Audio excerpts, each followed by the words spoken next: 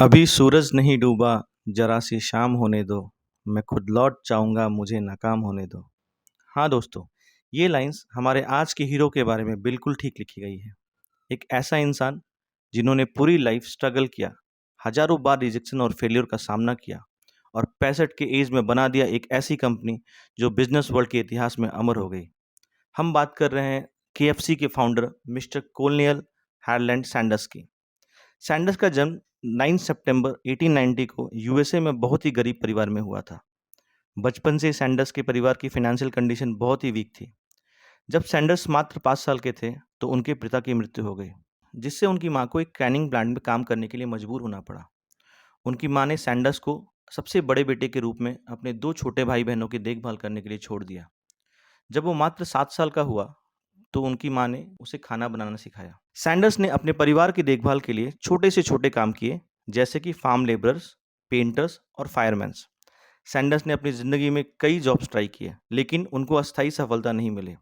उन्होंने lawyer, petrol pump attendant, insurance salesman और motel operator जैसे अलग अलग फील्ड में काम किया। उनकी कुछ बिजनेस वेंचर्स भी फेल हो गई। सैंडर्स का एक यूनिक टैलेंट था उनकी कुकिंग।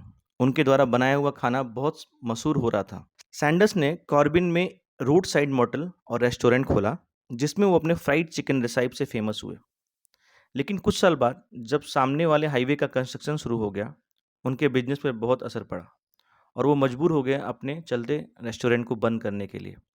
सैंडर्स ने अपनी फ्राइड चिकन रेसिपी और कुकिंग टेक्निक को मल्टीपल रेस्टोरेंट और मोटल्स को ऑफर किया, लेकिन उनको बहुत सारी रिजेक्शन मिली। वो बहुत बार डोर टू डोर जाकर अपने फ्राइड चिकन को सैंपल के रूप में सर्व किए, लेकिन इनिशियल डेज में उनको सक्सेस नहीं मिली। सैंडर्स कभी हार नहीं मानते थे और अपने फ्राइड चिकन रेसिपी को परफेक्ट करने के लिए मेहनत करते रहे। उन्होंने अपनी यूनिक रेसिपी को रिफाइन किया और लोगों के फीडबैक को ध्यान में रखा। सैंडर्स की परसिस्टेंस और डिटर्मिनेशन ने उन्हें मोटिवेट किया और अपने ड्रीम्स के पीछे काम करते रहने के लिए प्रेरित किया। सैंडर्स के सक्सेस का वक्त तब बदला जब 1952 में उन्होंने अपने फ्राइड चिकन रेसिपी को और रिफाइन किया और फ्रेंचाइज बिजनेस मॉडल पे ध्यान दिया। इसके बाद से केएफसी की पॉपुलैरिटी और ग्रोथ बढ़ती गई और वो एक सक्सेसफुल बिजनेस बन गई।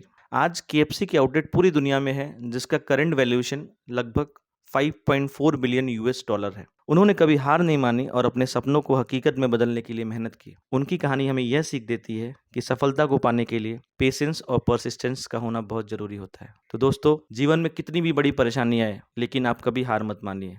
बस चलते रहिए, सफलता पीछे पीछे आएगी। Thank you.